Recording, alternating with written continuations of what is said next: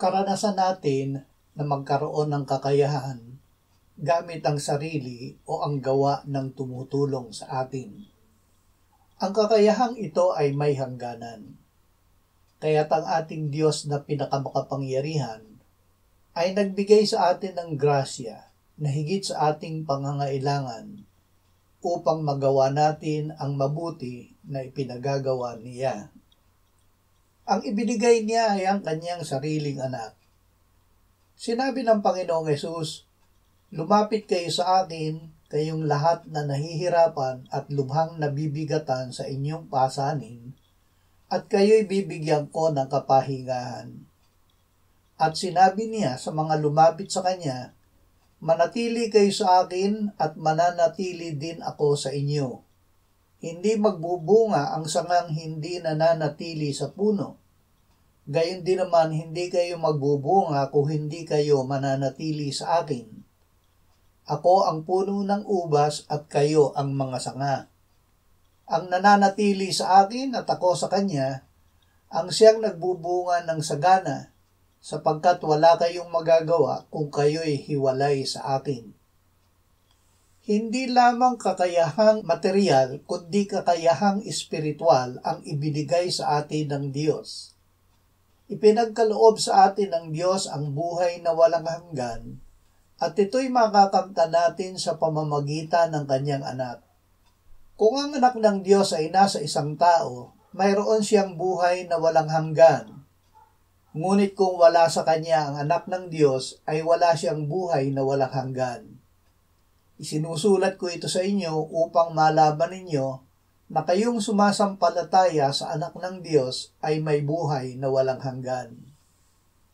Sa pagbibigay sa atin ng Panginoong Hesus ng kakayahan, itinuturo niya sa atin na masiyahan kahit ano ang ating kalagayan, kung paano maghikahos at kung paano managana, ang lihim kung paano masiyahan anuman ang kalagayan sa buhay, ang mabusog o magutom, ang managana o ang maghirap.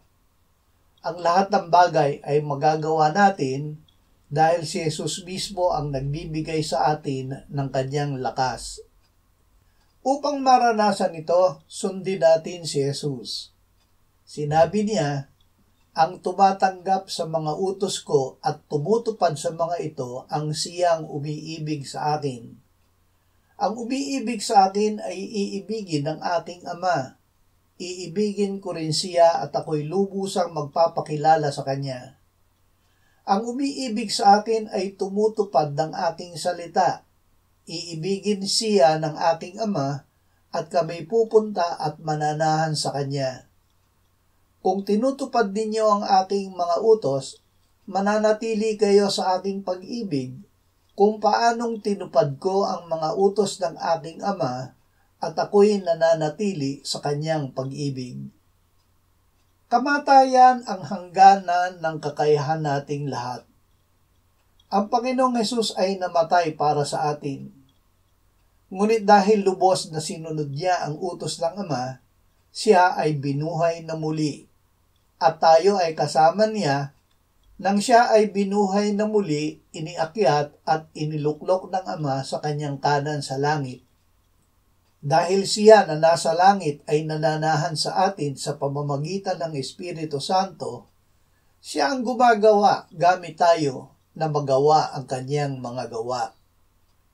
Hingin natin na liwanagan ng Diyos ang ating puso upang malaman natin kung gaano kasagana ang pagpapalang inilaan niya para sa atin, at kung ano ang di masukat niyang kapangyarihan na kumikilos sa atin na nananalig sa Kanya.